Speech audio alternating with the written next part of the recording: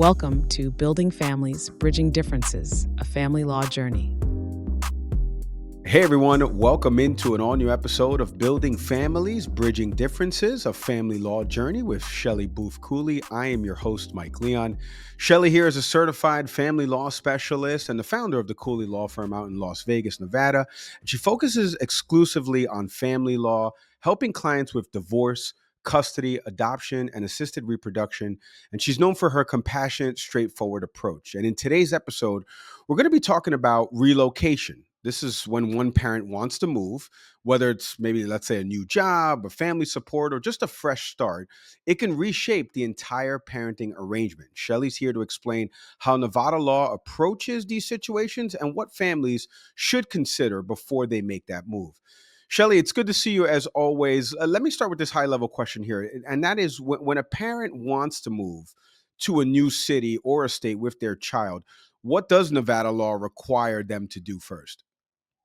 Thank you for having me, Mike. And that is a great question.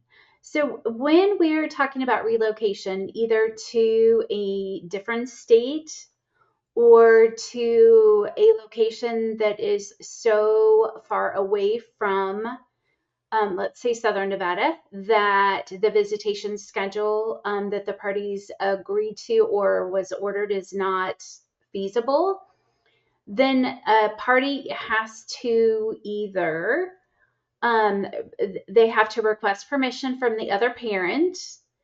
And if the other parent does not grant permission, they have to request permission from the court and be granted permission to relocate before they relocate. And what factors does the court look at when deciding the relocation and whether or not they should approve it? There are a number of factors. As always, the move has to be in the child's best interest, but the court is also going to look at whether quality of life is improved, whether there is an actual advantage, what types of opportunities are available in the new location versus Southern Nevada. All of those types of issues the court is going to consider. So basically any issue that could impact the child, the court is going to consider in determining whether relocation is in the child's best interest. What about the relationship as well? Like how does the court balance that parents, their right to move, let's be honest, with the Mhm. other parent's right to kind of maintain that close relationship given the distance? So when the court is looking at the relationship between the parent and the non-relocating parent, it's going to take a look at what the visitation schedule is at the present time. For instance, if the parties share joint physical custody, meaning each parent has at least 40% of the time with the child, then that's going to be a very different standard than if you have a parent who has primary physical custody.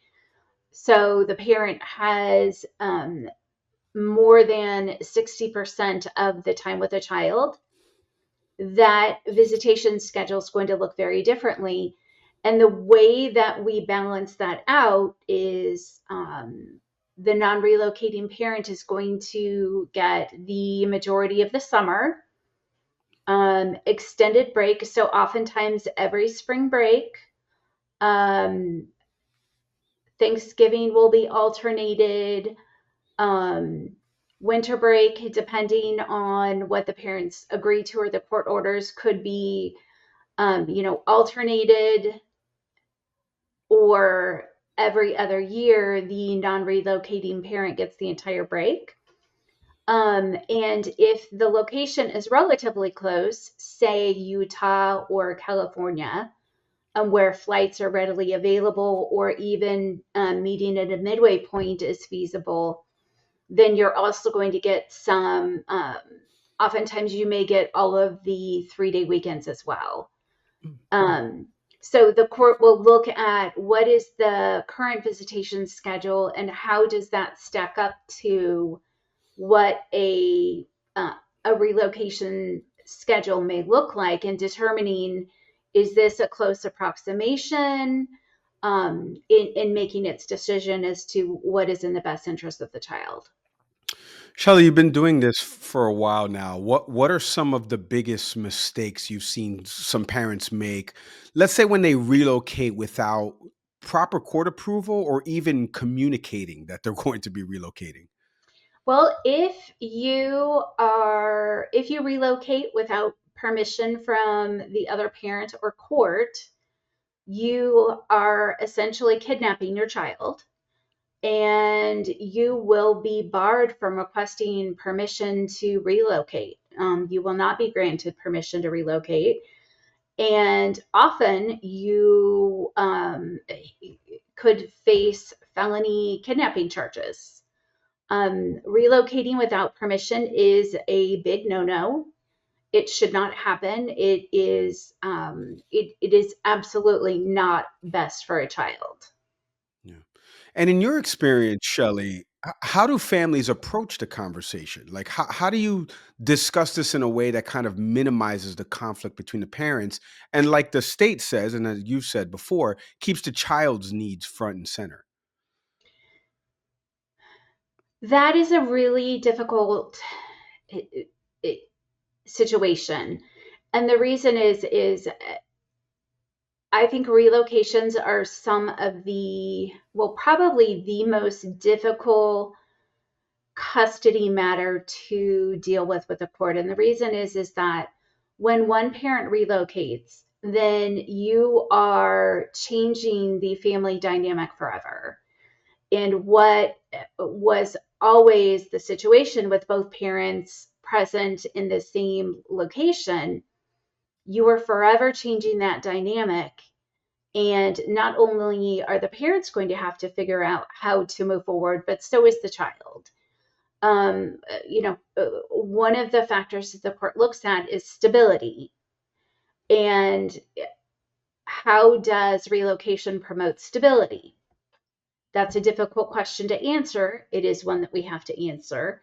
And we look to which parent is usually responsible for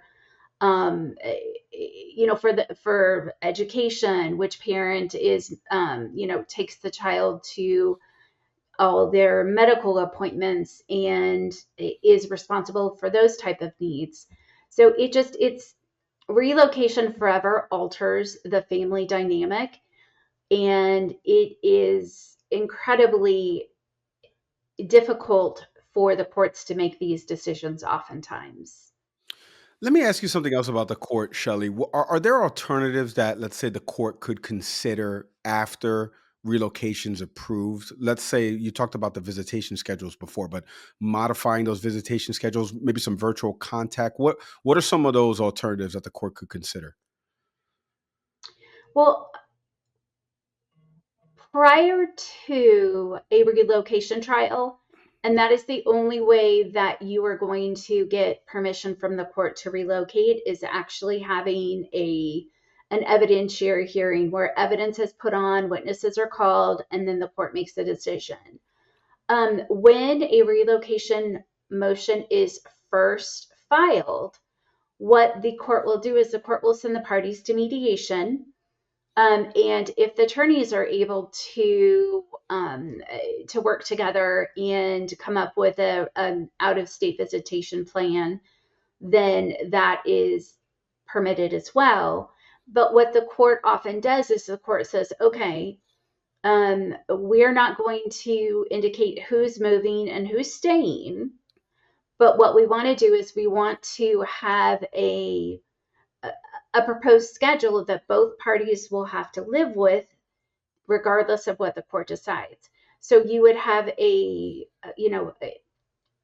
one parent stays, one parent moves, and then you have the custodial parent, what is their schedule, and then the non-custodial parent, what is their schedule, so that way both parties, because they are compromising on this issue, they're going to have to live with it regardless of which parent ends up being awarded primary physical custody of the child for the purpose of relocation or because of the relocation. Shelly, I want to take both sides of the equation here. Let's start first with this side, the proverbial left side, let's just say. What advice would you give to the parent on the left right now who's facing a relocation request? Let's say they just got it from the co parent, they don't know how to respond. What's a piece of advice you would give to them? I would absolutely suggest talking to an attorney. Relocation cases are complicated, they're difficult. There are a lot of factors that the court has to consider, and you want to make sure that you are providing evidence to support those factors in your favor. So, if you are opposing the relocation, you would want to be able to show, that the child was, for instance, born and raised in Las Vegas. This is where their family support is. This is where all of their friends are. If the child plays club soccer and, has been playing since the child was little, what roots the child has in Las Vegas. Um, you would want to, if there are issues with the other parent, abiding by visitation schedules. That would be another factor that the court would need evidence about, because the court wants to make sure that if it grants a relocation request, that the relocating parent is going to comply with visitation orders. So one way to oppose that is by showing that the relocating parent does not comply with visitation orders. You would need to present evidence as to why you are opposing the relocation and that you have a good faith basis for doing so. If parties have joint physical custody and the non-relocating parent is the parent that is very involved in the child's education, volunteers at school, is on the PTA, is the team manager for the sports team, all of these things, that is going to be a very different situation if the child is permitted to relocate, and you're going to want to make sure that that information is presented to the court so it can be considered by the court in determining whether the relocation is in the child's best interest. And Shelley, let's take the opposite as we wrap here. For the parent who's listening to everything you just said, and they're still considering this move, this relocation, what's an important step that they should take before making any decisions? Before making any decisions, it's probably a good idea to talk to an attorney and to go through the relocation factors that the court is going to consider and have a heart-to-heart with the attorney about what are their chances of succeeding on a relocation motion or a relocation request. And again, do you have a sensible, good faith reason for the move? If you are in the military and you get, your duty station has changed, that's a good faith reason for the move. You don't have a choice in that. If there's an actual advantage, if the relocating parent is moving to a location where, let's say we have a special needs child and they're wanting to move to a location that has better resources for special needs children, that would absolutely be an important factor for the court to consider, particularly if the relocating parent is the parent who is in charge of those responsibilities for the child. Again, quality of life. What is the life going to be like in the new location versus the old location, or versus Las Vegas, and how does that fit with the child, what the child is into, what's best for the child. Again, visitation compliance. You want to show that as the relocating parent, you've always complied with visitation, and this would be the opportunity to show that the other parent hasn't complied with visitation. And then any other factors that the court may deem relevant. Relocation cases are very fact specific.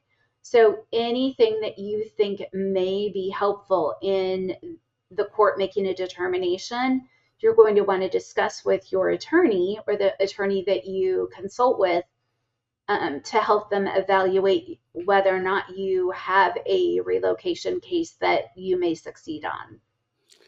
Shelly, thank you for the time and insights on this incredibly sensitive topic. I truly appreciate it. Absolutely. Thank you for having me. And thank you to everyone out there for listening to this installment of Building Families, Bridging Differences with Shelly Booth-Cooley.